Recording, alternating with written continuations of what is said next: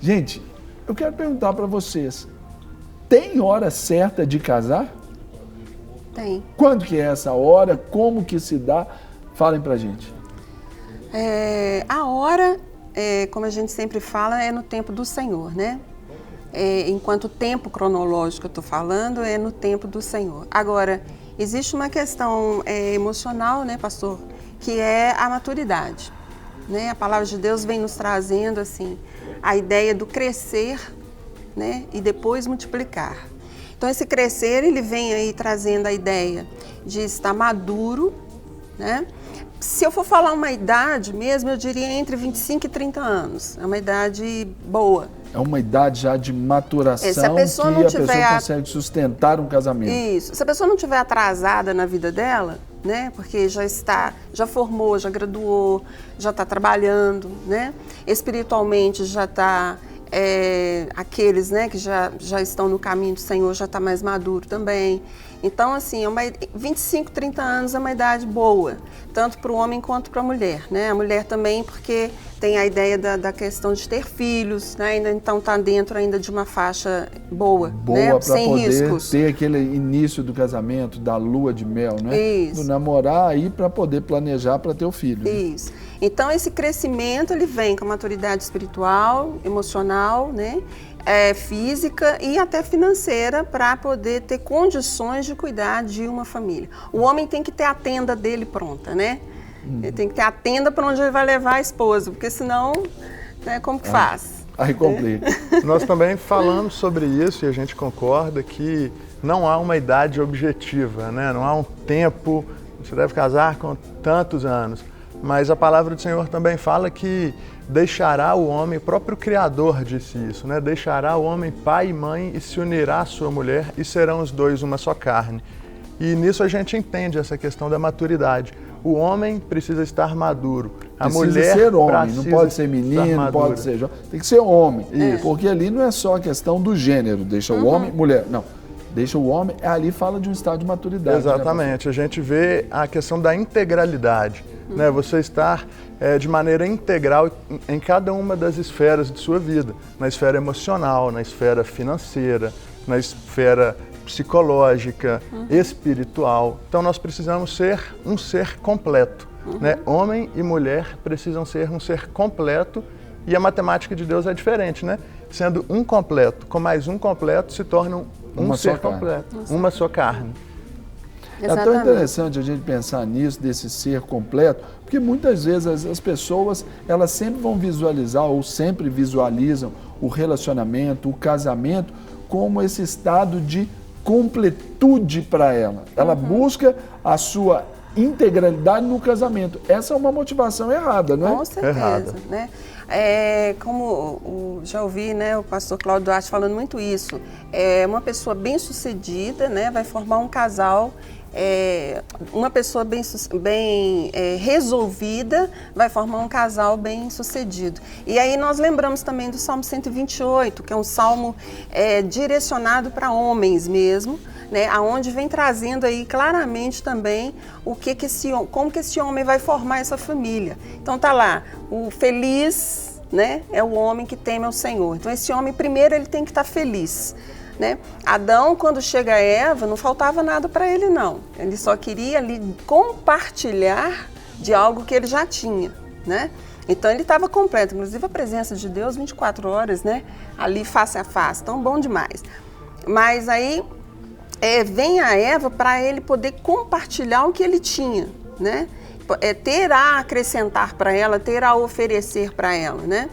E, então esse homem feliz, né? Aí vem trazendo lá, tudo lhe irá bem, né? Colherá do fruto do seu trabalho. E aí depois, no 4º versículo, é que vem a esposa. E depois os filhos ao redor da sua mesa. Então vem trazendo ali para nós uma sequência, né, interessante também, para poder estar preparando-se para esse casamento, né? E hoje, quando a gente vê essa crise aí na formação dos nossos adultos, a gente vê aí muitos homens, muitas mulheres querendo ser esposas, querendo ser maridos, mas não foram preparados para isso. Eles querem casar, mas não querem ser esposas e nem querem ser maridos. E a gente vê adotando aí um outro padrão que é o pessoal hoje casando até mais tarde um pouco. A que se deve isso? Se deve a essa... Em muitos momentos, a gente percebe que os jovens, principalmente, alguns não têm um senso de compromisso muito forte, um senso de compromisso estabelecido. Então, a dificuldade de se estabelecer um compromisso sério, um compromisso verdadeiro, um compromisso que, quando se pensa no casamento, é um compromisso eterno, a longo prazo. Não é muito interessante a gente ver como o apóstolo Paulo, ele ilustra o casamento, e o casamento é ilustrado pelo amor de Jesus com a sua esposa, pelo amor com a sua noiva, com a igreja, o amor de Deus com o seu povo. E esse amor é um amor de entrega, é um amor altruísta. Então, se hoje o ser humano vive de maneira egoísta, se o ser humano vive só para si, ele se afasta desse sentimento de casamento, porque Jesus simplesmente se entregou. E o casamento visa uma entrega.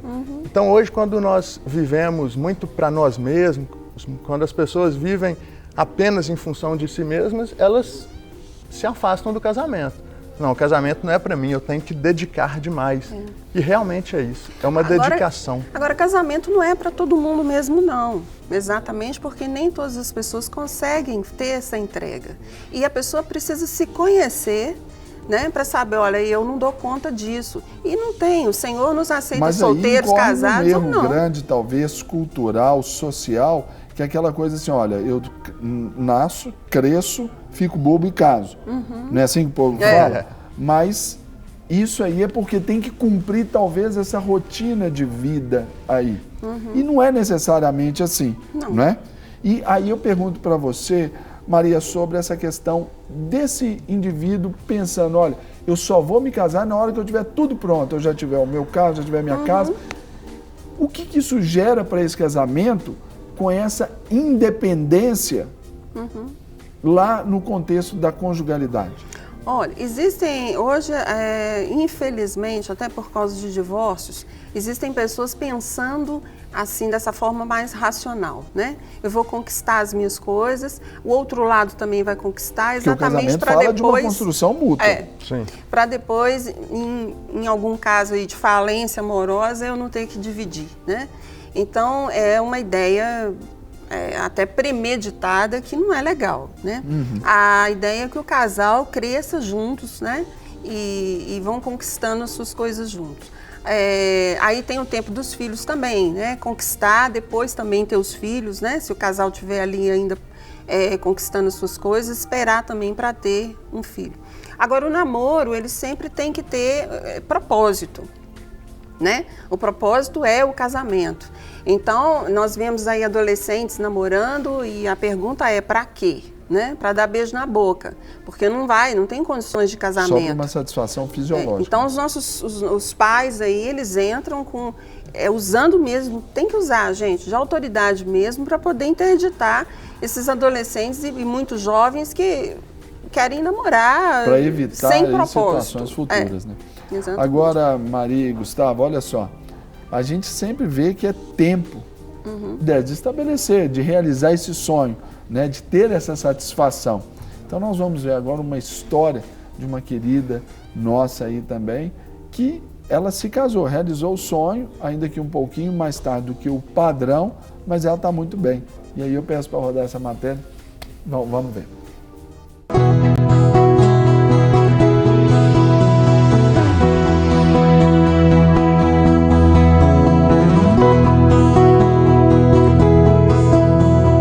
A gente estava numa confraternização e aí nós tivemos, né, o contato mais direto, mas foi de oi.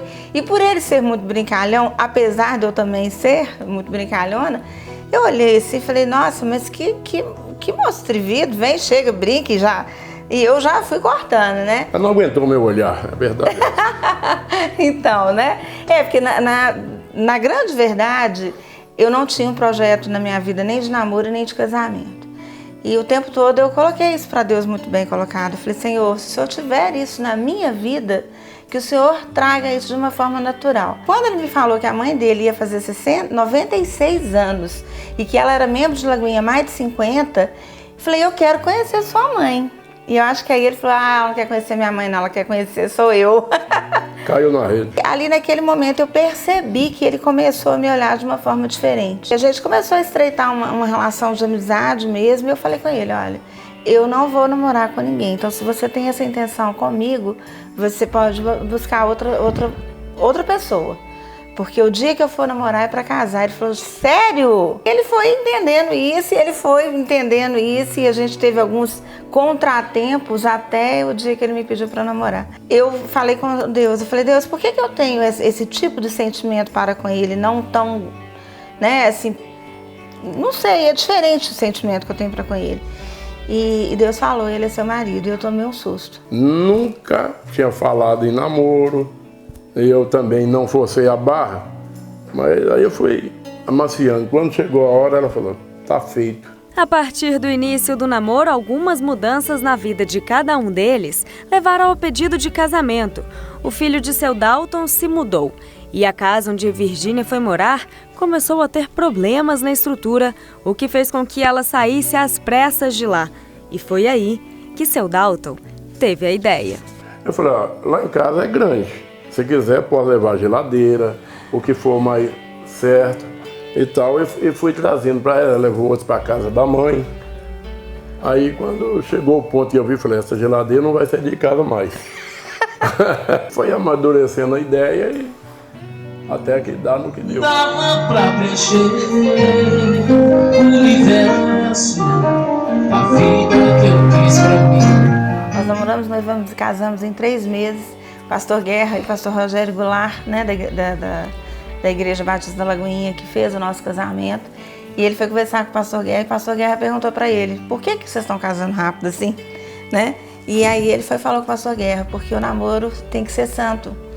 Né? E nós já estamos namorando há 2 anos, ainda que ela não saiba disso, eu já estou cortejando ela há 2 anos. Não falei mentira. Agora, o que eu posso dizer é o seguinte, o que é de Deus é sempre muito lindo. E é com brilho nos olhos que Virgínia fala da celebração. Nossa, é uma coisa assim, deslumbrante. Eu estou ainda com o sabor de todo desse dia. Né? E a gente encontra com os nossos amigos e não tem um que fale diferente. Que casamento foi aquele?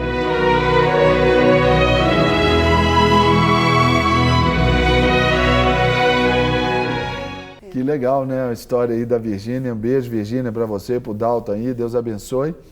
E meus convidados aqui. Nós vimos ali uma história. Ela tinha um padrão e ela falou, olha, eu não quero casar, eu não quero namorar, só se Deus tem. Isso. Mas essa é uma decisão também nossa, não é? Sim. Essencialmente nossa, porque quem vai escolher somos nós, porque Deus não escolhe para a gente, não é isso? Pode falar, pastor. Obrigado. E uma coisa muito bonita que a gente percebe nessa história é uma das coisas que o autor Tim Keller fala, que antes de um grande romance vem uma grande amizade. Então, um momento bom para a gente identificar se está na hora de casar, para a gente escolher o casamento, é ter uma amizade verdadeira e sólida. Porque uma amizade verdadeira, uma amizade sincera, ela é aquela que a pessoa te conhece e conhece realmente as suas falhas, seus momentos difíceis, aquelas coisas que não são muito legais, e mesmo assim ela tem o interesse, a vontade de permanecer perto de você. Contextualmente foi o que a gente viu ali, exatamente. Né? Então é muito importante que se haja uma grande amizade antes de um grande amor. E isso se torna uma construção. E quando você identifica que essa amizade é sólida, é verdadeira, vocês querem permanecer mais tempo juntos, que o Senhor tenha aprovado esse relacionamento e que a gente já está maduro, né, como a gente falou na primeira parte, tudo favorece a escolha aí do casamento. É interessante os pontos que ela traz, assim, primeiro que realmente a palavra não traz a ideia de namoro, né? De novo, a gente ressalta que a pessoa tem que estar pronta para um casamento, né? E não ficar. A gente tem só o privilégio do namoro, né? De conhecer antes, de desenvolver essa amizade antes. Segundo que traz essa ideia mesmo da amizade, a gente lembra de Cantares, né? Ele vai chamando ali minha amiga, minha irmã e minha noiva. Então também tem um processo ali de amor. Não desperteis, né, o amor antes da hora. Então Então, primeiro conhecer, ter esse tempo de filéu, para depois vir o eros, né? Porque hoje o pessoal inverte. Então, ter esse cuidado. E a outra questão que ela traz, o solteiro realmente ele tem que cuidar das coisas do Senhor. Né? Não é ficar aí caçando e... borboleteando.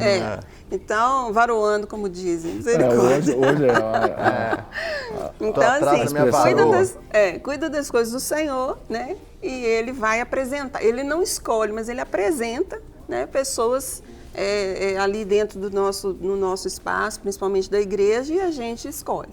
Né? Então, se a gente for resumir aqui a nossa prosa, é preciso chegar a um estado de maturidade, ter a condição para aquilo ali ser resolvido na vida e conhecer um grande amigo ou uma grande amiga. E aí vamos ter um casamento. Esse é o momento, essa é a hora. Se tem 25, 30, 35, 40 para mais, aí o cronológico é a hora vivencial, né? De estar pronto. E interessante é que eu acredito muito em todas essas coisas, que a gente precisa se preparar, ter uma grande amizade, mas que Deus aprova o casamento. Então a gente precisa saber que Deus, a partir do momento que estamos casados ali, Deus é mais um que se empenhará por esse relacionamento. Né? Deus vai nos dar condições. E aí cabe a gente também, com maturidade, procurar amigos, conselhos. A Bíblia fala que na multidão dos conselheiros há sabedoria, mas Deus aprova. Deus, Ele cuida do casamento. Né? Então a gente precisa confiar também nesse amor de Deus pelo casamento. Para receber todas as novidades do canal, inscreva-se e, se curtir o vídeo, clique em gostei. Aproveite para acompanhar a Rede Super nas redes sociais.